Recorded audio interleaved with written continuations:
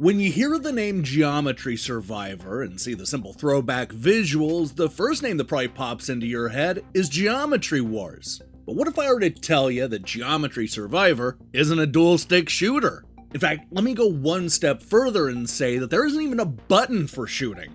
This is a game about surviving, which means weaving and dodging your way through the enemy's ships in an attempt to stay alive for 20 full minutes.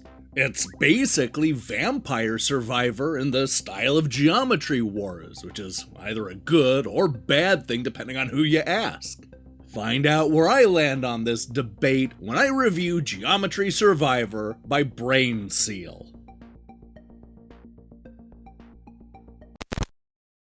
Can you survive a dual-stick shooter for 20 minutes without using the right stick?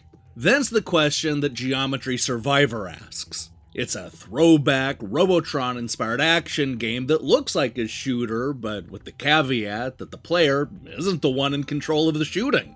Instead, what you do is take control of a multi-sided chip as it attempts to avoid coming in contact with the differently shaped enemies, all while picking up money and experience points along the way. Now, when I say that it's not a dual-stick shooter, that doesn't mean that there's no shooting. The truth is, our multi-sided chip has a lot of firepower, though maybe not at first. Each session starts with a simple gun that auto-aims and takes out one enemy at a time. This will be enough for the first minute or two, but you're going to need to upgrade the shot and even add more weapons to your craft if you're going to survive all 20 minutes. That's the trick behind Geometry Survivor. As you dodge enemies and pick up experience points, you'll level up and be given a choice between several different weapons, upgrades, and modifications. For example, you can select a flame burst that you can whip around in 360 degrees, an independent drone that'll shoot missiles at the enemies, a black hole that will suck pretty much everything into the vast reaches of space, and even little blades that'll spin around our multi-sided hero. What's cool about the leveling up system is that you can equip 6 or 7 of these different weapons and mods at once, depending on your ship, and then spend the rest of the game upgrading them, making them stronger and cool down faster. You'll go from a vulnerable ship only shooting one enemy at a time to an overpowered killing machine firing a half dozen different kinds of ammo. And let me tell you, you're gonna need all that firepower because the longer the session goes on, the more enemies are gonna show up to ruin your run. Believe me, even with all those weapons, the game can still be tough to finish. And again, I cannot stress enough that you don't have any direct control over these weapons. Sure, there are a few you can manipulate based on the direction your ship is looking, but pretty much everything in this game is on a timer. What you'll need to do is constantly be on the run, using the different weapons when they show up to briefly give you the upper hand and get you to safety. The game's gonna throw everything it has at you, so a lot of the strategy comes down to knowing when to push back and knowing when to run. As I mentioned before, you're not only picking up experience points, but also money.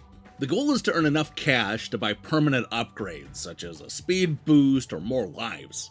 There are also upgrades that'll give you more gold after each round, and even attract money and experience points from a greater distance.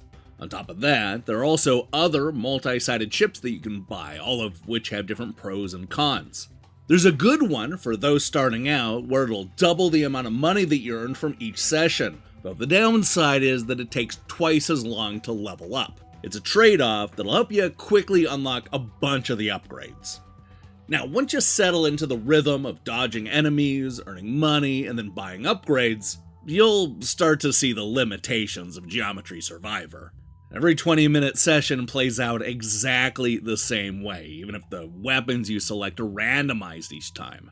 You'll see the same enemies with the same attacks and the same pattern on the same background, no matter if it's your first time or your 500th. The initial challenge of earning enough money to unlock permanent upgrades will really only keep you invested for so long. And after that, you'll begin to tire of the game's more repetitive elements. The problem is that it only took an hour or two before I had enough upgrades and knowledge to survive for the full 20 minutes. And once you're able to do that, every subsequent session is a breeze. For me, there just wasn't enough of a hook to keep me playing after the first few wins. Sure, I suppose I could earn more money and unlock all the ships and permanent upgrades, but what's the point? Some of this could have been fixed by different modes or maybe even different levels. I like the Geometry Wars style, but all it really seems to do is limit the variety.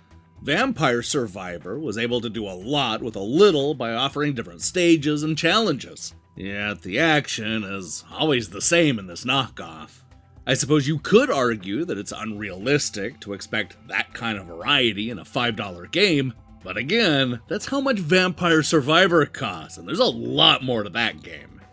Look, even with the lack of variety, Geometry Survivor is a lot of fun for at least a couple of hours. The look is nostalgic, and the upgrade path is a lot of fun, so you probably won't feel cheated when you buy this for $5. However, once you start to notice how repetitive the grind is, the illusion will be broken, and this unique action game will lose a lot of its charm. Who knows, perhaps the sequel will be more evolved.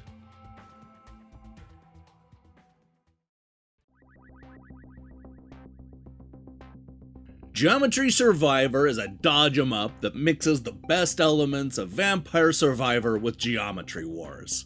It's a throwback dual-stick shooter that ditches one of the sticks and forces player to avoid differently shaped enemies. The action is equal parts chaotic and exciting, especially when you've leveled up 6 different weapons all firing at once. However, once the repetition takes hold, it never lets go. This is a cheap game that is fun for a couple of hours, but it's in serious need of more levels and modes. While not as good as Geometry Wars or Vampire Survivor, Geometry Survivor is still a good time that's definitely worth $5. Hey, thanks for watching our review. If you liked what you saw here, then you should know that we post new reviews and features almost every day. Now, here's the question I have for you. What game would be better with less control? Sort of like how this game ditches the shooter stick in favor of just dodging. What game do you think would be better if they just simplified everything? Let me see your picks in the comments below. In other news, we'll be back later this week with another magazine matchup. Oh, and it looks like Nintendo is finally going to announce more classic games for their online service. That's right, the drought is finally coming to an end. While you wait for that, I strongly recommend you click that subscribe button and support what we're doing here. Until then.